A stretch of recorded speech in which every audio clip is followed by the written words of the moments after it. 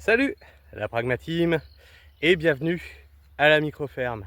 Alors ici, on peut faire pousser tout un tas de choses, mais ce qu'on ne peut pas faire pousser, c'est cette chaîne sans votre aide.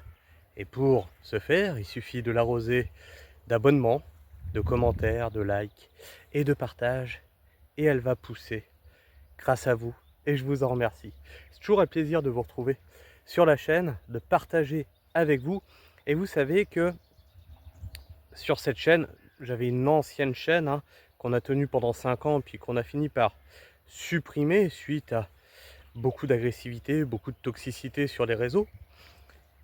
Mais il y a 5 ans, on avait commencé un projet d'autonomie, puis il y a 3 ans, 4 ans maintenant, on a commencé ce projet de maraîchage pour prouver, en essayant de prouver, qu'il était possible de faire du maraîchage sans aide agricole et sans outils lourds. Alors, en parlant d'outils lourds, par exemple, c'est le travail d'hier. Donc, on a fini par planter le restant de petits pois. Tu vois qu'il y a une ligne centrale. On va mettre le filet à ramer. En bas, là-bas, pareil. Et donc ça, là, tu vois, ça a été travaillé. Hop, avec cet outil-là. Donc voilà, c'est 500 € d'investissement, cette chose-là. Ici, le travail que tu vois là c'est travaillé qu'avec cet outil-là.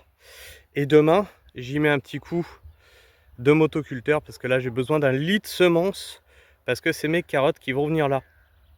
Donc c'était tout le projet de la chaîne. Tu vois, il est 9 h du matin, je suis déjà en transpiration parce que bah voilà, on travaille un petit peu quoi.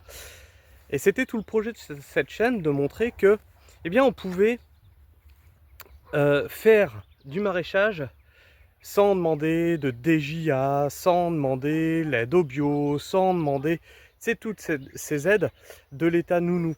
C'est un truc que je critique souvent, c'est l'État nounou, l'État qui vient à ton secours.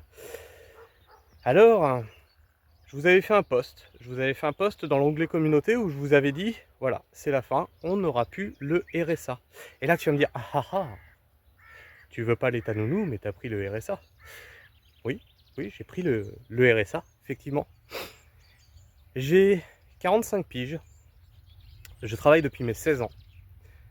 J'ai dû avoir en tout et pour tout 1 an de chômage dans toute ma vie.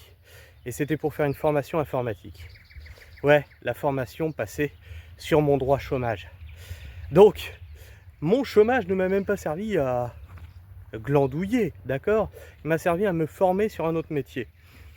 Je pense que j'ai quand même largement cotisé pour aller demander le RSA. RSA qui, vous le savez, dans notre philosophie n'est pas quelque chose dans lequel on doit s'enliser, mais ça doit être une aide ponctuelle pour passer un mauvais moment. Et vous savez très bien, on vous l'avait expliqué, que si on n'avait pas eu cette aide, eh bien nous avions aménagé là-bas la caravane pour pouvoir vendre notre bien immobilier, pour pouvoir continuer ce travail de maraîchage qui nous plaît tant.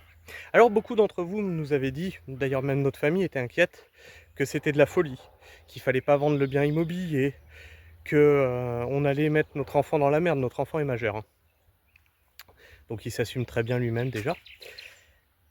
Et on a dit oui, mais en fait ce qu'on voit nous, c'est que là ça progresse. Alors certes, pas aussi vite que si on avait fait des emprunts, si on avait demandé toutes les aides, mais on voyait que ça progressait, d'accord?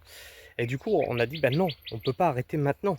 Parce que effectivement, c'est beaucoup plus dur à mettre en place une micro-ferme sans demander les aides, sans faire d'emprunt, etc.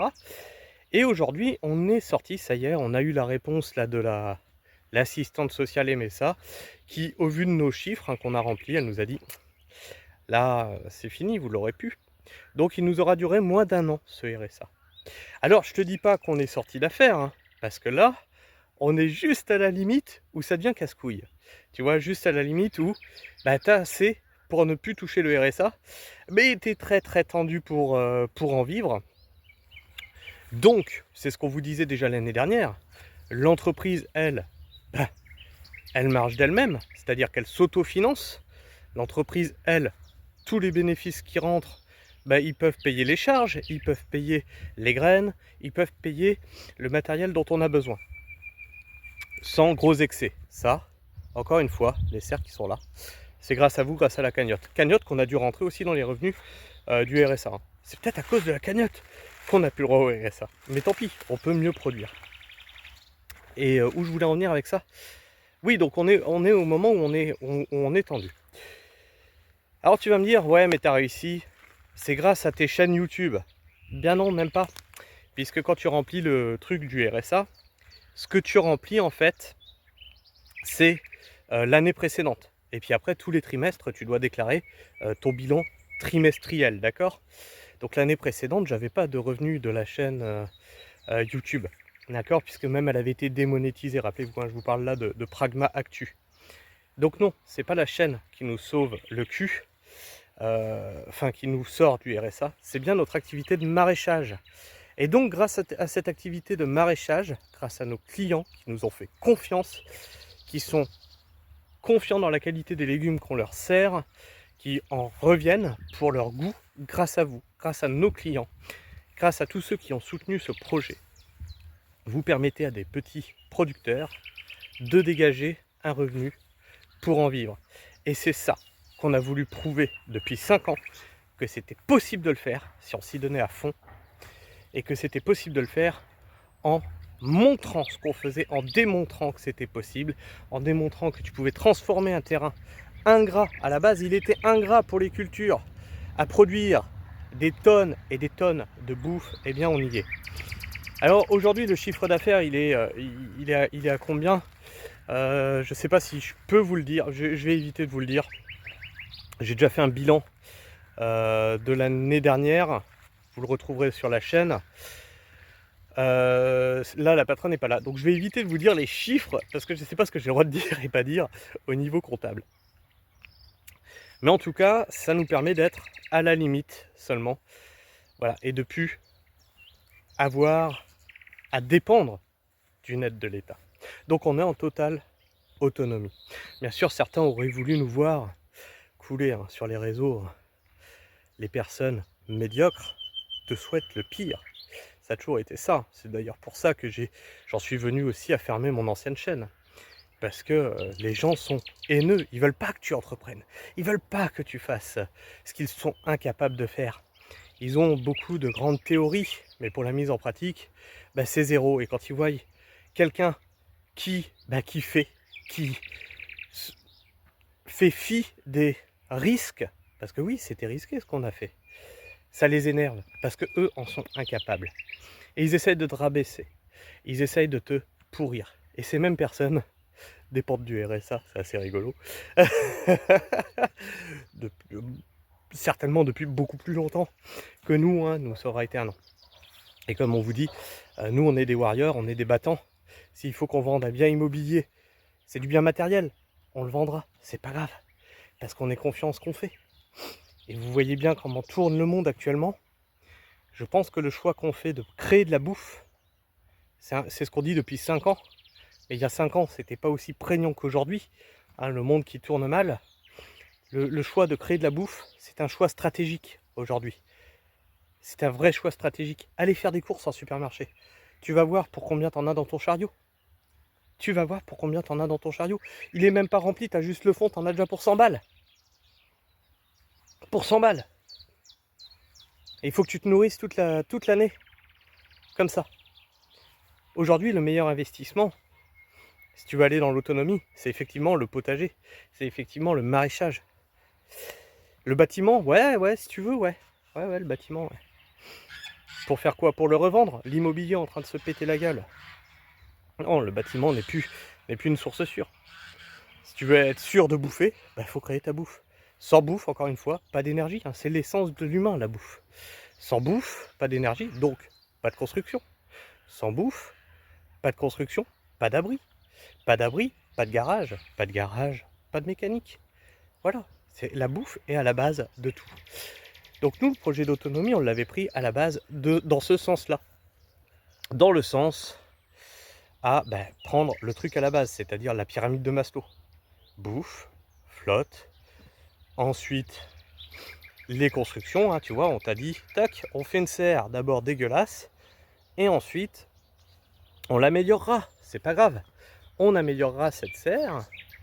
Là on a une serre atelier qui est là, qui, comme je vous l'ai dit dans les vidéos précédentes, le but ici c'est de faire un hangar de 60 mètres carrés. Et tout ça, sans aller demander d'emprunt, sans aller demander d'aide.